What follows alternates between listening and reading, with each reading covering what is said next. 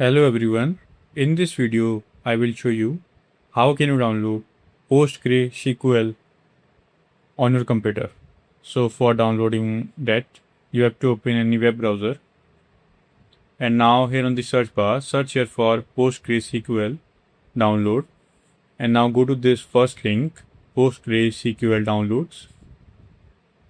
And just wait.